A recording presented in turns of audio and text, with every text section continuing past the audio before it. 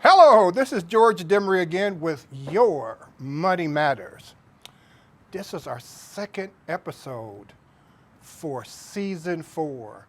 And I'm excited again to have my good friend and financial professional, Mr.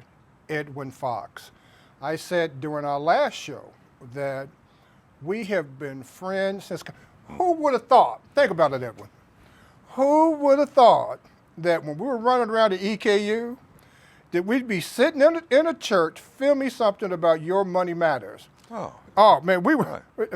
Money Matters wasn't on my mind as a 19, 20-year-old at the time. It was learning, right? It was learning, trying.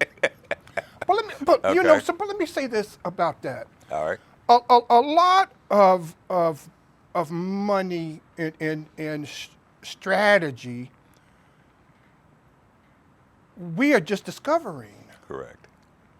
because of this generation that we're in.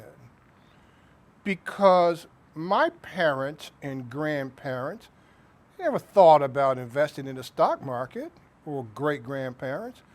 They were working on who's going to get the big piece of chicken at dinner every day.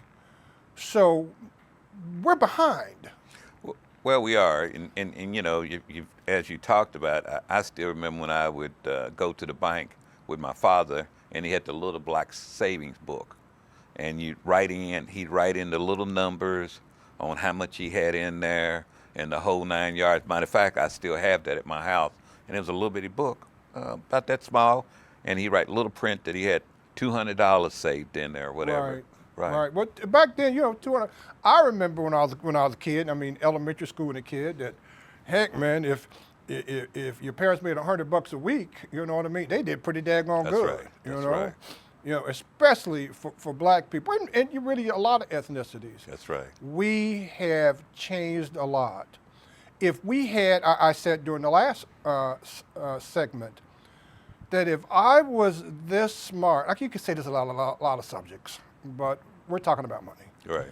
If I was this smart about my money in my 30s and 40s, trust me, I'd have a whole bunch more money saved.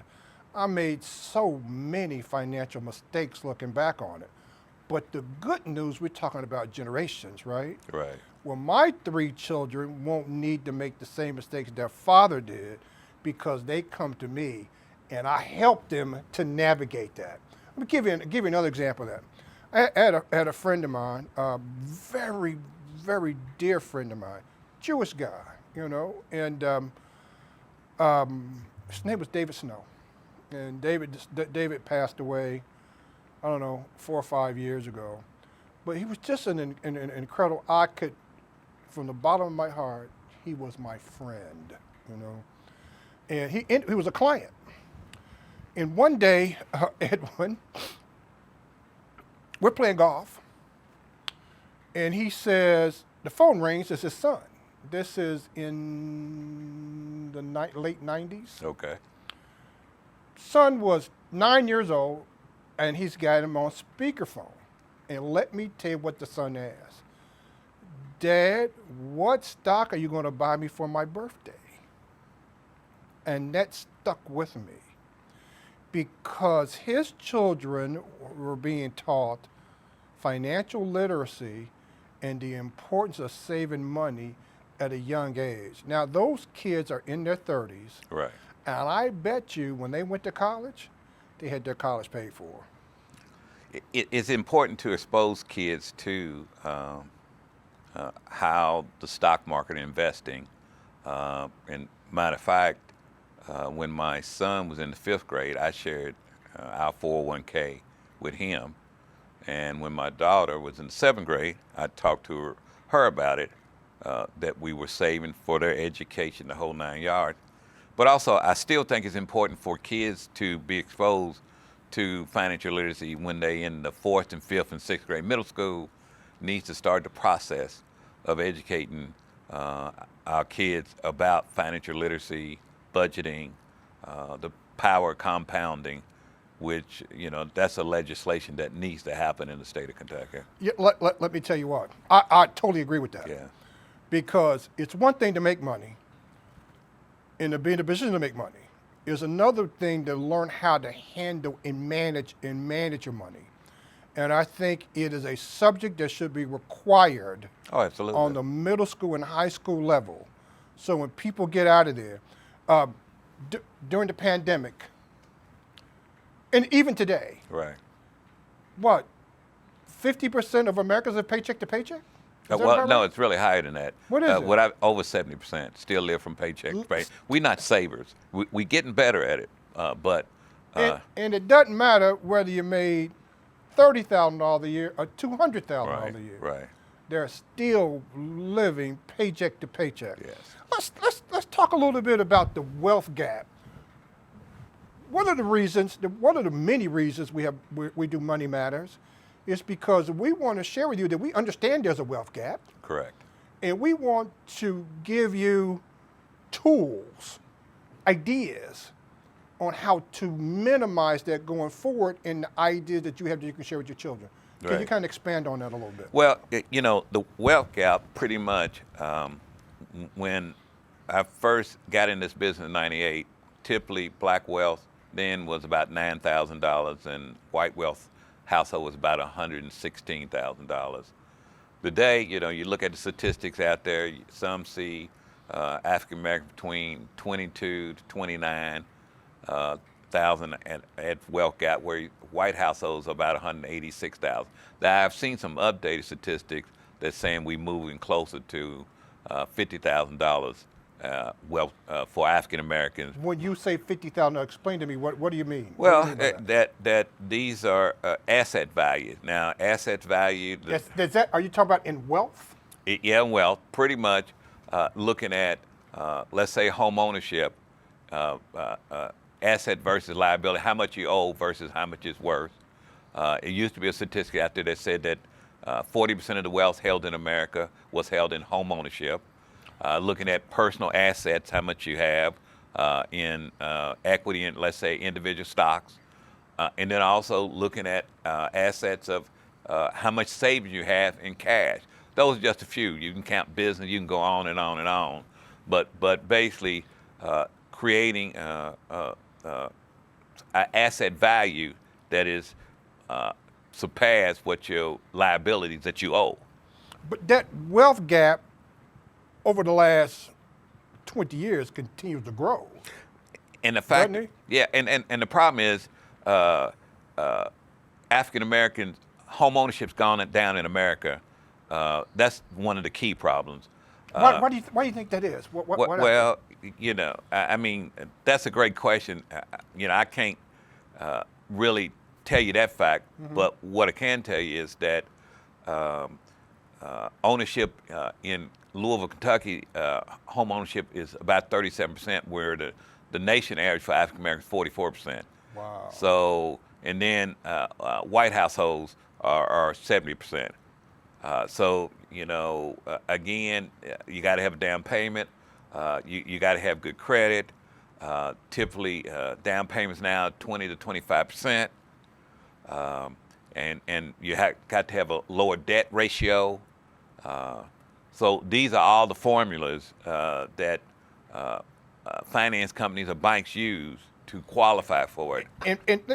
In our last episode, Can I say one more thing? please. And home ownership, the cost of home has escalated big time. So I think the cost of home in America is over $300,000, and that's a brand new home. So that's the other thing. Inflation has really pushed the cost of home up, especially over these past 2 years. So you couple the metrics that they use in order for you to get approved Correct. for a loan. The fact that the price of homes has skyrocketed over the last 3-4 years, in addition to something we talked about last week, and that's interest rates. Well, interest rate, and then there's one other factor. Builders are not building as many homes. The inventories are low on homes in America right now. I think that they say that just in Louisville, Kentucky, we have about a $31,000 shortage of housing here in Louisville, Kentucky. How many? 31,000. How? I think that's what I saw in the Cure Journal. Well, that's big. Yeah, That's big. not 3,100. So if it's that much of a shortage, Right. if I'm selling my home, I can get daggone what I want to get for that house. Well, now you could have said that a year ago, but now the economy is slowing down because the Federal Reserve has raised interest rates. So activity and the cost of mortgages have went up significantly over the last 8 to 9 months. Again, getting back to the wealth gap. Let me give you a statistic that I read. I have this book, and it's a really good book by Karen Peru. It's Engine of Inequality. It's a fascinating book on the feds and the future wealth in America. And the more that I read it, I think last night I went to sleep on it, just in my lap. And this is one thing that it talked about. It said that Bill Gates, Jeff Bezos, and Warren Buffett have more wealth than the bottom 50% of all Americans combined. That is incredible. And that 86.5% of all stocks are held by 10% of Americans. So it is imperative for people like you to go to people who look like us and say, get in the game. I don't care if it's a little bit. So share with these people again. Let's suppose that they have their emergency fund. We talked about that last week. How would, and I came to you and I had $10,000 to invest. What would you do next? Well, the first thing I would ask is where you work at. And then I would ask, are you in your retirement plan at work, or does your employer provide a retirement plan like a 401k? And then I would ask also, do they match? And if you don't know the question, then I would encourage you to call Human Resource and ask that question. Then I would say the next step is be sure you are matching the funds so that your employer will match what you putting in there. Share with me what you mean by match. Well, typically, some companies, not all companies now, and that's the challenge. Used to be a lot more companies offering retirement plan, right. So that's down. But if you are blessed to work for a company that offers a retirement plan, typically they may have a guideline in there where that if you put 3% of your salary in, then the company will match 3% into your retirement plan. And so often I hear comments that, well, if they don't match, maybe I shouldn't be in the plan. Well, the plan's designed to prepare you for retirement. The company has you there to help them grow their business and generate a profit. So you got to be concerned about your future because at some point, 62 or 65 will come. The other thing I tell people is that, so they only match 3%. Well, your goal should be long term that you want to at least put more than 3% away, and at some point, that last 10 years that, let's say you work at this company, you want to get to the point that you're at least putting away 10 to 15% of your salary into the retirement plan, especially those last 5 to 10 years of your career. Because, people, men are living to be 80-some years old. Women are living to be, I think, 87 years old. So, you probably have another 20 to 25 years. The other thing I would say that if they have that retirement plan, you really need to increase your financial literacy about how it works. A lot of these plans have that you set up to go onto their website, and they have tutorials set up that will help educate you about it. But also, you can actually call the plan company and ask questions. You can call the client service line and ask them about helping you. And then also, I always say, go to a financial professional and let them assist you too. Yeah, because one thing I noticed in looking at even good companies to have nice 401k plans that they give you so many choices. Right. Right. And if you just don't know, I mean, what makes sense? You have some that even have dates next to them. Correct. Target retirement plans, target plan. But I would say a couple things you need to think about. One, when you look at, let's say, Select Invest, how long has it been around? You know, that's important. And I would say you really want to look for companies or investments that have been around at least 10 years or have a track record. Okay. The second thing I would take a look at, looking at how has this particular investment performed over the past 5 or 10 years, rate of return. You know, was it up so many percentages or was it down so many percentages, rate of return. Now, looking at the past performance of the investment in your retirement, the 5-year to 10-year, that's what you look at.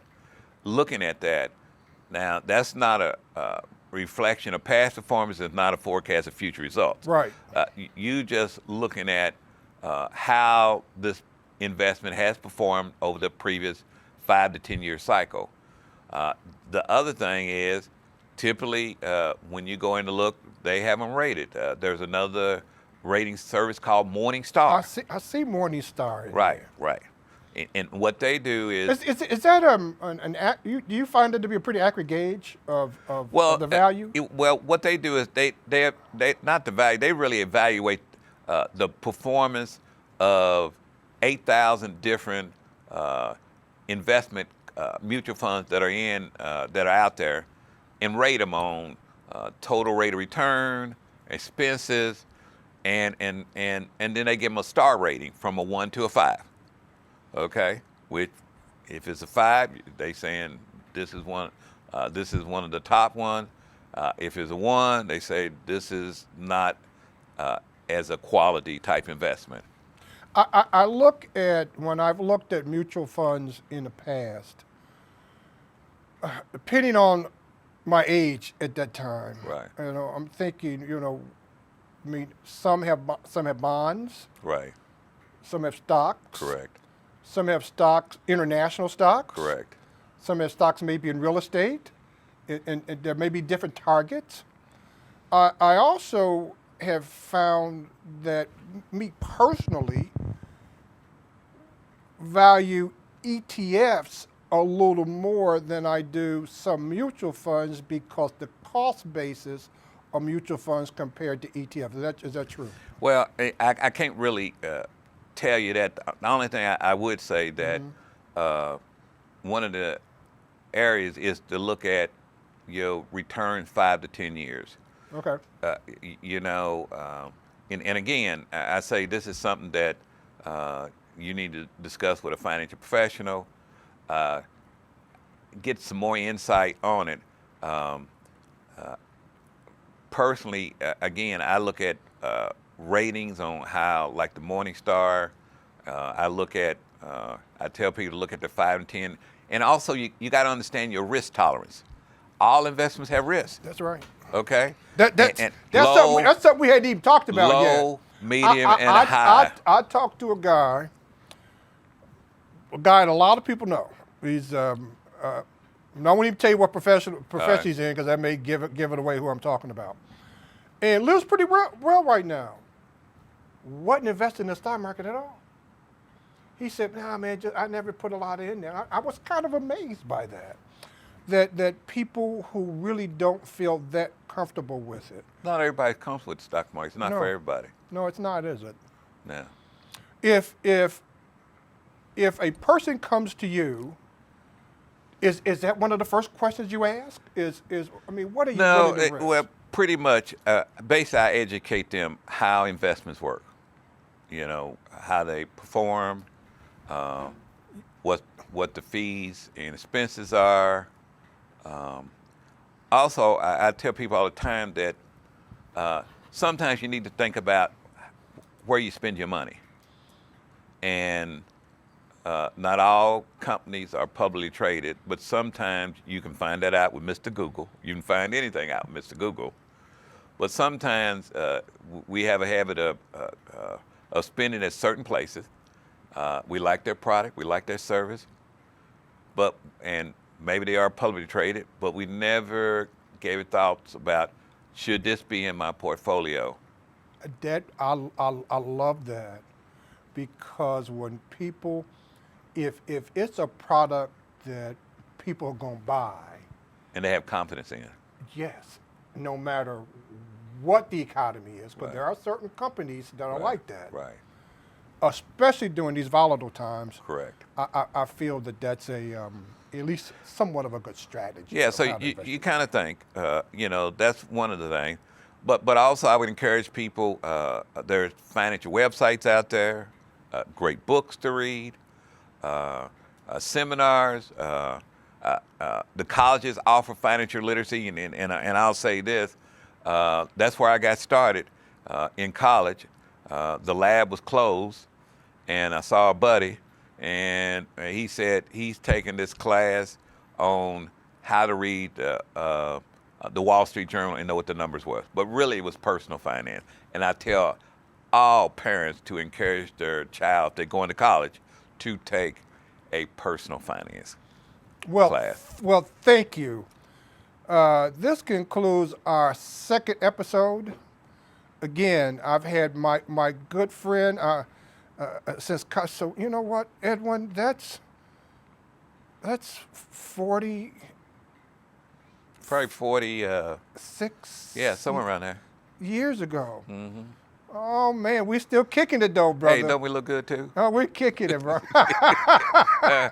Just ask us, right? Yeah, right. Well, anyway, thank you very much. Appreciate you spending some time with us. I hope you got some good information about how to invest your money. We have a lot of subject matters coming up in the future. We always want to spend some time on how to get out of debt.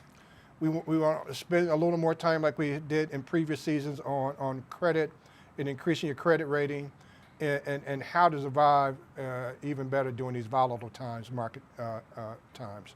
So have a good day. Again, this is George Demaree with Your Money Matters. Thank you.